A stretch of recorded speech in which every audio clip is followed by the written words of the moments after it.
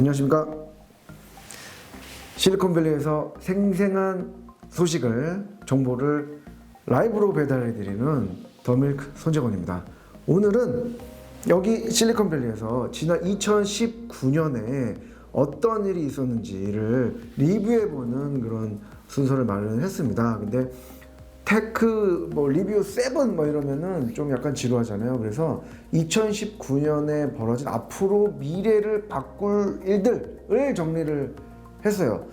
쭉 보니까 정말 앞으로 미래를 바꿀 만한 그런 해가 2019년이었다라고 생각이 듭니다. 그런 걸로 평가를 할 수 있을 것 같고요. 그런 의미에서 보면은 올해는 어떤 해냐, 저는 폴더블과 같은 해다라고 생각을 하고 있습니다. 뭐냐면은 폴더블이 뭡니까? 이게 폴더블 스마트폰이 왼쪽 오른쪽 이렇게 접히는 거 아니겠습니까? 올해 2019년이 그 가운데 있는 해고, 이 왼쪽에 있는 2010년대와 오른쪽에 있는 2019년이 접히면서 쫙 펼쳐진 올해 해가 2019년이었다라고 생각합니다. 물론 올해 폴더블 폰이 나왔습니다. 갤럭시가 나왔죠. 근데 올해 의미도 2019년을 기점으로 2010년대와 2020년대를 펼치는 그런 해였다. 그래서 2019년을 보는 게 2010년대를 정리를 하면서도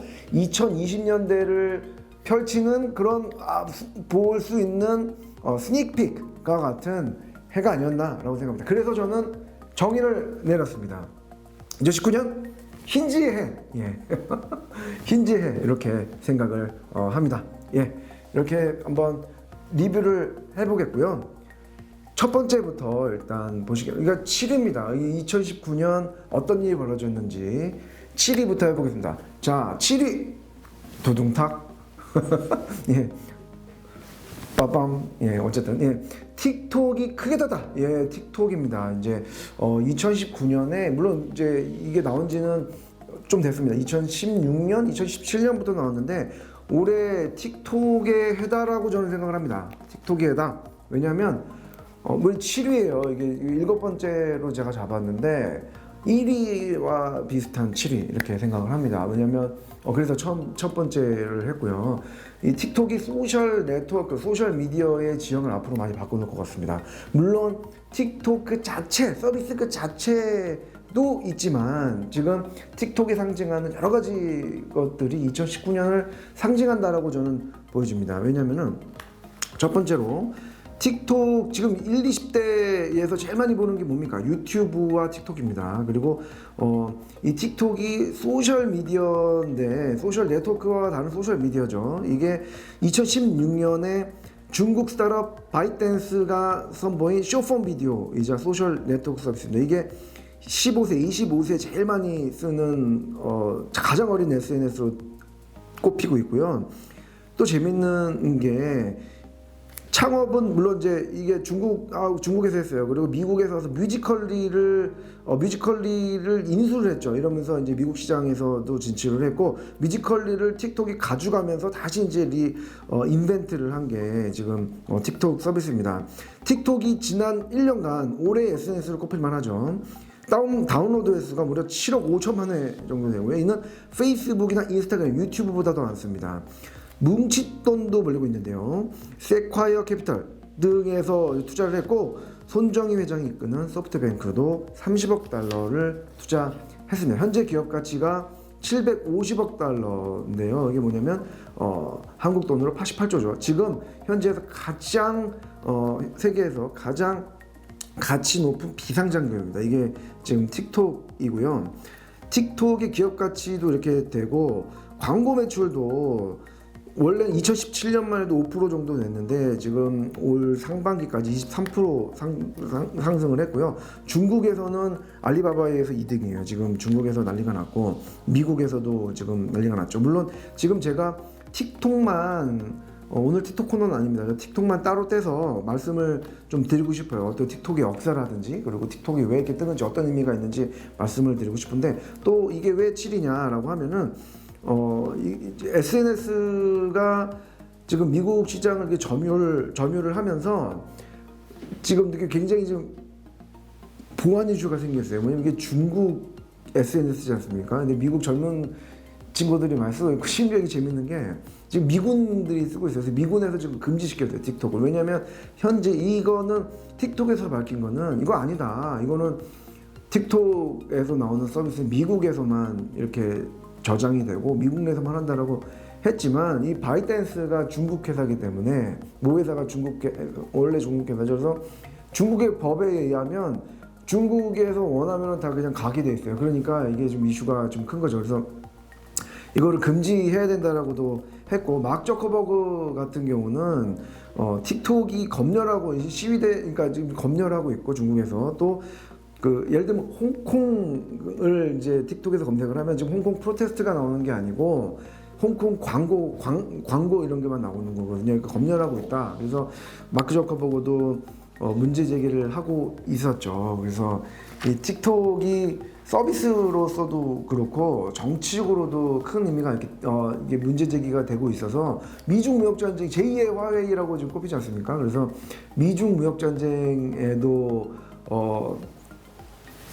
아이콘이 되고 있어서 정말 앞으로도 큰 이슈가 될 것 같아요. 그리고 또 제가 드리고 싶은 말씀은, 이게 그동안의 페이스북과 트위터, 인스타그램까지는 소셜 네트워크, 소셜 네트워크라는 거는 이제 사람을 연결하는 건데, 이게 소셜 미디어 중심으로 이제 사람들이 연결이 되고, 알고리즘이 추천을 하고, 그런 알고리즘이 또 만들고 비디오를 만들고 완전히 다른 영역이 되고 있고, 스냅챗만 하더라도 이게 그 인스타그램에서 카피했죠. 근데 이게 지금 틱톡은 지금 카피가 좀 안 되고 있는 아주 무주공사입니다.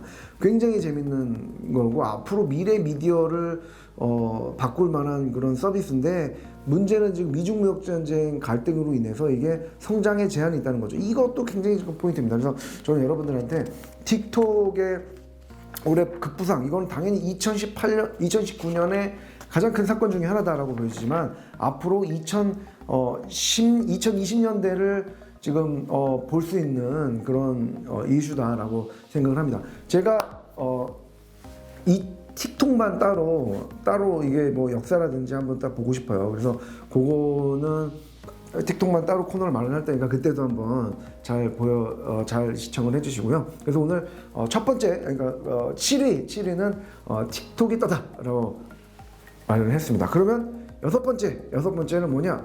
자, 6위 두둥탁, 퀀텀 스프리머시 선언. 퀀텀 스프리머시, 이게 구글에서 나온 건데요. 퀀텀 스프리머시가 양자 우월성이라는 뜻입니다. 이게 퀀텀 스프리머시, 뭔 뜻이냐면은 제가 이게 저도 퀀텀 컴퓨팅 잘 몰라요. 그러니까 뭐 취재는 하는데 이게 정확히 잘 모르겠어요. 그래서 제가 여러분들한테 한번 말씀을 소개를 드리겠습니다. 일단은 구글이 지난 10월이었죠. 10월 23일이었는데 자체적으로 퀀텀 스프리머시를 달성했다고 선언을 했어요. 자체 개발한 시코모 프로세서, 이게 원래 보통 일반 슈퍼컴퓨터는 10,000년 걸리는 연산 작업을 3분 20초 만에 해냈다라고 해서 세계를 놀라게 했습니다. 이게 원래 이제 퀀텀 컴퓨팅, 양자 컴퓨터는 원래 지금 현재는 디지털은 0101, 이게 이제 0하고 1만 닮을 수 있는 게 이 디지털이거든요. 근데 이게 큐빗 하나에 0과 1을 동시에 담을 수 있는 그런 차세대 컴퓨터가 양자 컴퓨터고요. 이게 지금 현재는 현재 수준은 뭐냐? 이게 우주에 도달하기 위해서 최초로 로켓을 건설하는 수준은 물론 높지 않다라는 거죠. 하지만 우주에 가려면 로켓을 만들어야 하고, 비행기가 뜨려면 처음에 그 라이트 형제가 그 모멘텀이 있었지 않습니까? 그거와 같다라고 할 정도로 올해 양자 컴퓨터, 그 다음에 IBM에서도 양자 컴퓨터를 만들고 있는데요. 이렇게 지금 앞으로 세상을 바꿀 양자 컴퓨팅의 하나의 계기가 됐다라고 올해 얘기가 되고 있습니다. 그래서 지난 10월 23일 날 퀀텀 스프리머시를 달성했다고 하는 것이 지금 현재 스푸트니크 모먼트 또는 애니악 모먼트와 비슷하다라고 그런 평가를 할 수가 있을 것 같습니다. 앞으로 예, 앞으로 이제 그 퀀텀 컴퓨팅, 지금 현재까지는 퀀텀 컴퓨팅이 그 뭔지 뭐 지금 뭐 다 퀀텀 컴퓨팅이 앞으로 뭐 현재는 뭐 이거다라고 하기에는 아직 얼리이지만 앞으로는 계속 앞으로 2020년대에는 퀀텀 컴퓨팅에 대한 퀀텀 스프리머시 양자 컴퓨터에 대해서 좀 더 많이 들어볼 수 있고 상용화될 수 있는 그런 분야가 인공지능 또 이제 헬스케어 분야 또 우주 개발 이런 쪽에서 양자 컴퓨터가 많이 쓰일 것 같습니다. 그래서 저는 2019년에 벌어진 6번째 중요한 이벤트로 양자 퀀텀 스프리머시 선언을 꼽아봤습니다. 그리고 다섯 번째는 다섯 번째를 한번 해보도록 하겠습니다. 다섯 번째는 뭐냐? 두둥탁 빠밤. 오예. 여기는 하드웨어 외형 변화가 시작됐다라는 거를 말씀을 드리고 싶습니다. 올해 폴더블 폰이 올해 삼성에서 나왔죠. 한국에서 먼저 나왔고요. 그리고 구글에서는 아이폰 11 맥스, 프로 맥스가 나왔습니다. 이렇게 폴더블 폰과 아이폰 11이 올해 나온 것들이 의미가 좀 있는데요. 특히 이제 폴더블 폰은 이제 물론 그렇습니다. 이게 정말 중요한 포인트냐? 국뽕 아니냐? 예, 맞습니다. 국뽕입니다. 이게 삼성전자에서 나왔다라고 해서 뭐 제가 5위로 선정한 거라기보다는요, 폼팩터의 변화가 있었다. 즉 이제 그동안의 스마트폰은 네모난 형태였는데 올해 또 그 SDC에서 이제 크렘셀 스타일의 이제 그것도 발표를 했고요. 앞으로 폼팩터가 지난 10년간 스마트폰이 사각형의 아이폰이 이끌었죠. 사각형이었다면은 앞으로의 10년의 스마트폰을 이렇게 접힌다든지 둘둘 만다든지 또 크렘셀 이렇게 한다든지라고 해서 폼팩터가 많이 변할 것 같다. 그렇게 되면은 미디어 형태가 변하고 또 여기에 5G가 들어오겠죠. 그래서 5G가 들어오게 되면은 미디어 형태가 바뀌고 사람들이 이제 크리에이티브한 게 바뀌면서 그건 아까 틱톡하고 비슷합니다. 연결이 되는데 그러면서 새로운 비즈니스가 생길 것 같다라는 것입니다. 제가 그 프레젠테이션 보면 예측을 조금 해놨어요. 뭐냐면은 지금 현재는 몇 대 안 납니다. 올해 몇 대냐 이게 올해 얼마 안 돼요. 올해 얼마 안 되는데 지금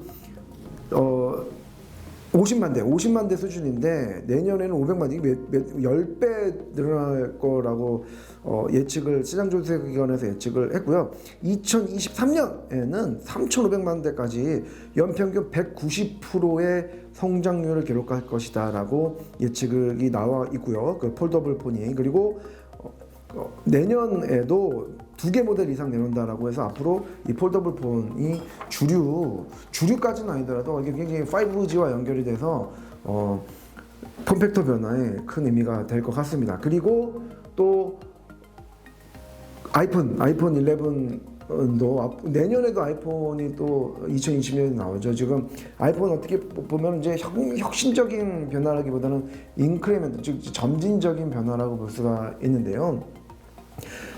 이제 앞으로 이제 육축 센서가 이제 들어가고 그다음에 하면서 이제 AR, 어그먼티드 리얼리티라고 하는 증강현실이 이제 들어오게 2020년부터 증강현실이 들어오게 될 것 같고요. 그래서 애플은 2022년부터 AR을 적극적으로 이제 내세우는데 2020년부터는 스마트폰이 완전히 이제 변화가 되는 그런 해가 될 것 같습니다. 그래서 2019년은 폴더블 폰이 처음 나왔다든지 그다음 아이폰 11이 나왔다든지라고 해서 폼팩터 변화, 하드웨어가 그냥 판매 대수가 아니라 새로운 이거 5G랑 연결이 돼서 새로운 걸로 바뀌는 그런 의미가 있는 해가 될 것 같습니다. 예, 이렇게 우리가 7위부터 틱톡, 6위인 퀀텀 스프리머시, 5위 아이폰과 갤럭시 폴드까지 살펴봤는데요. 이렇게 2019년은 한마디로 제가 다시 한번 강조를 하면은 힌지와 같은 해고 2010년대와 2020년대를 연결하는 그런 해가 아니었나라고 생각을 합니다. 그래서 남은 시간 동안 2019년 리뷰, 세상을 바꿀 2020년대를 바꿀 2019년에 벌어진 일, 테크놀로지와 실리콘밸리에서 어떤 일이 벌어졌는지 2부를 다음 순서에 해보도록 하겠습니다. 예, 지금까지 여기는 실리콘밸리에서 신선한 정보를 여러분께 배달해드리는 더밀크 손재곤이었습니다.